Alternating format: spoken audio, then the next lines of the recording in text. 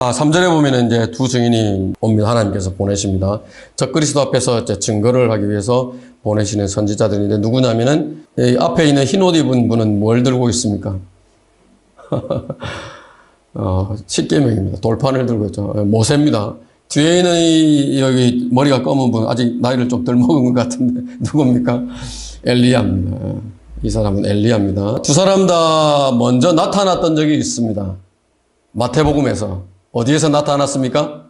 마태복음 17장에서 변형산에서 예수님께서 재림하시는 모습으로 오셨을 때에 똑같이 이 두 사람이 모세와 엘리야가 나타났었습니다. 1년 반 동안 적그리스도가 예루살렘 도성을 짓밟는 동안에 이제 사역을 할 것입니다. 와서 뭐를 입고 있냐면 굵은 베옷을 입고 예언을 합니다. 굵은 베옷을 뭘 상징합니까? 슬픔을 상징을 하고 회개를 상징하는 것이 굵은 베옷입니다. 무슨 일을 하느냐? 우리 말라기 4장을 한번 가보시죠. 내가 온 이스라엘을 위하여 호렙에서 규례가 나옵니다. 명령들이 나옵니다. 그에게 명했던 내 종 모세의 율법을 기억하라. 율법이 나옵니다.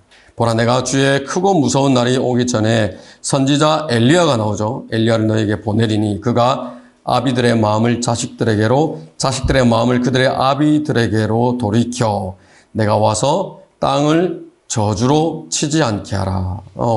와서 무엇을 하냐면은 이 유대인, 지금 적그리스도와 협정을 맺었다가 파기를 당하고 박해를 당하는 이 유대인들에게 하나님께로 이렇게 돌이키는 일을 하는 것입니다. 오늘 우리가 오전에 이제 설교할 때도 엘리야가 무슨 일을 했습니까? 똑같은 일을 했었던 거죠. 대환란 기간 동안에도 다시 와서 똑같이 유대인들의 마음을 하나님께로 돌이키는 그 일을 하는 것입니다. 회개를 촉구하는 것이죠. 이 사람들에 대해서 표현을 하는데 4절에 보면은 두 올리브 나무라고 말씀을 하시고 두 촛대라고 말씀을 하십니다. 스가랴 4장 14절에 가면 이 두 사람에 대해서 두 기름 부음 받은 자들, 온 땅에 주 곁에 서 있는 자들이라고 말씀을 하십니다. 한국의 엄마는 뭐 바보입니까? 한국의 엄마는 뭐라고 부릅니까? 엄마 뭐라고 부릅니까? 아들 바보라고 부릅니다.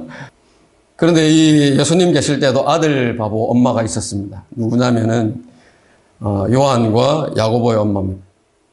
이 와가지고 예수님께 그러죠. 재림하실 거에 천년왕국에 대해서 말씀을 하시니까 주님 재림하시면은 요한은 주님의 오른편에, 야고보는 주님 왼편에 앉혀주세요. 이렇게 부탁을 합니다. 뭐라고 대답합니까? 그건 내 권한이 아니야. 아버지께서 예비하신 사람들에게 줄 거야 라고 하는데, 스가랴에서 4장 14절에 뭐라고 되어 있습니까? 온 땅에 주 곁에 서 있는 자들, 재림하시는 주님 곁에 서 있는 자들, 누구를 보고 지금 이야기하고 있습니까? 모세와 엘리야 보고. 그래서 주님께 재림하시면은 주님의 오른편과 왼편에 이제 앉아 있는 사람은 야고보와 요한이 아니고 이렇게 모세와 엘리야가 될 것입니다. 이 두 사람이 이제 엄청난 일을 하는데 5절에 보면은 누군가 와서 이 두 사람을 해치려고 하면은 어떤 일이 있냐면 입에서 불이 나옵니다. 하면 입에서 불이 나와서 원수들을 삼키는 겁니다. 과거에도 있었죠. 열왕기하 1장에서 아하시아 왕이 병이 들었는데 누구를 찾으러 보내냐면 엘리야를 찾으러 보냅니다. 50부장과 50명의 군사들을 대동해서 보냈는데 하늘에서 뭐가 내려옵니까?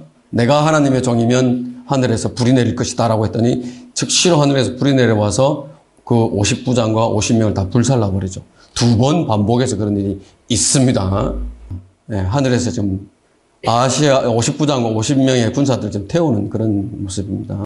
모세고 앞에 그 마주보는 사람들 가운데 앞에 나와 있는 이 사람 한 사람이 누구냐면 코라입니다. 민수기 16장에서 코라가 모세를 대적해서 반역을 할 때에 이 코라에 동조했던 사람이 있는데 250명입니다. 250명인데 어떤 일이 일어나냐면은 불이 나와서 하나님께서 이 사람들 역시나 불태워버립니다.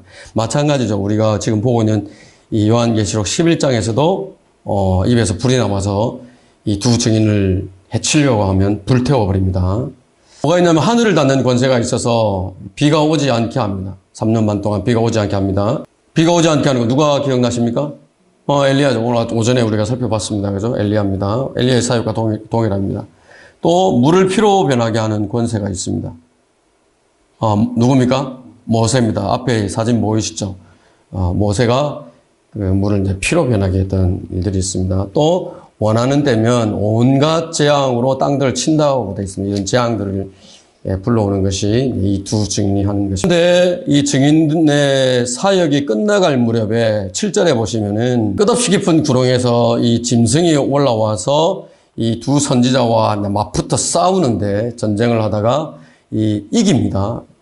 두 선지자가 이기면 좋겠는데 두 선지자가 지고 이 짐승이 이깁니다. 이겨서 잡아서 이 선지자를 이렇게 목을 잘라서 죽입니다. 참수형을 시킵니다. 그 내용이 이제 쭉 7절, 8절 이렇게 9절 나옵니다. 8절 보면은 이 죽은 두 선지자의 몸이 이 길거리에서 나뒹굴고 있습니다. 머리도 그렇고.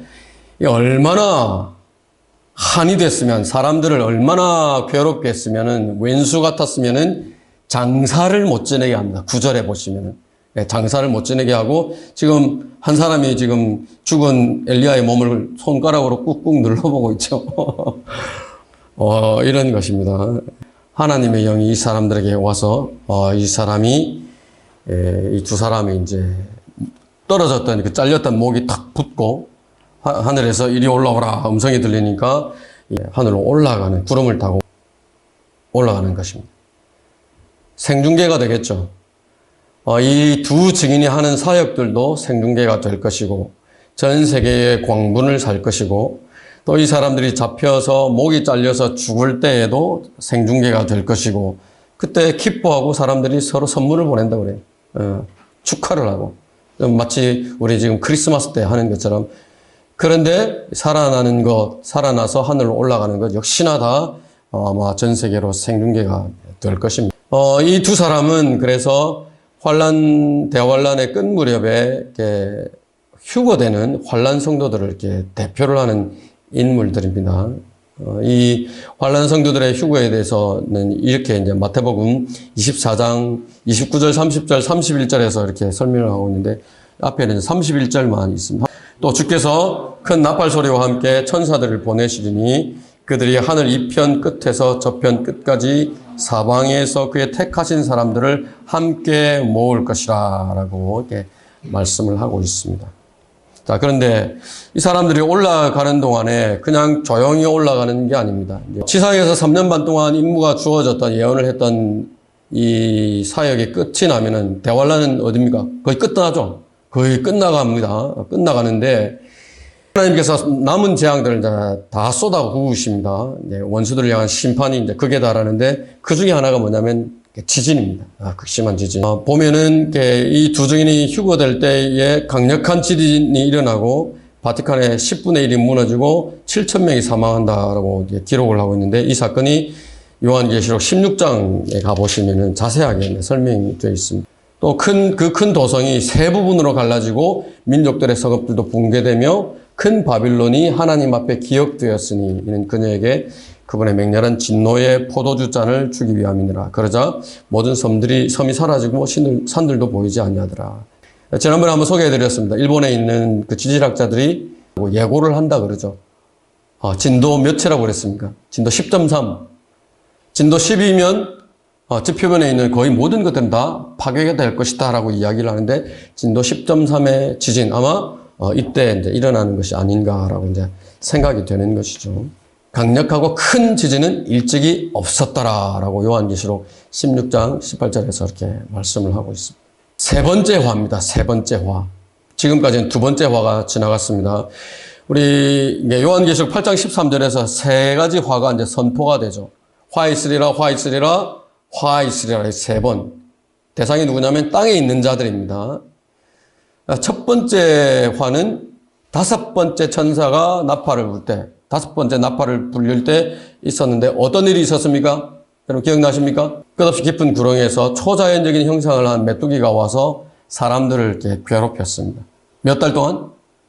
5달 동안 괴롭혔습니다. 두 번째 화, 여섯째 나팔이 불릴 때에 9장 12절에서 어떤 생물들이 나왔습니다. 아마겟돈으로 적그리스도의 군대가 집결을 하는데 이 짐승들이 내뿜는 연기, 불, 유황으로 그 당시에 살아남아 있던 사람들의 3분의 1이 죽는다라고 했습니다. 세 번째 화가 있는데 이 세 번째는 화는 일곱째 나팔이 지금 이제 불리려고 하는데 14절과 15절입니다. 11장. 뭐와 연관이 있냐면 예수 그리스도의 재림과 연관이 있습니다. 아니 예수님께서 재림하는데 그게 왜 화입니까? 우리 입장에서는 화가 아니죠. 근데 땅에 남아있는 사람들 입장에서는 화입니다. 오시면 뭘 합니까? 오시면은 다 짓벌른 겁니다. 적그리스도의 군대는 물론이고 예수 그리스도를 부인했던 사람들, 하나님을 대적했던 땅 위에 살아남아 있는 사람들, 적그리스도의 표를 받았던 사람들 화입니다. 큰일 난 겁니다. 예. 이 세상의 나라들이 우리 주와 그의 그리스도의 왕국들이 되어서 그분이 영원무궁토록 통치하시리라 라고 말씀을 하십니다. 오시는 겁니다.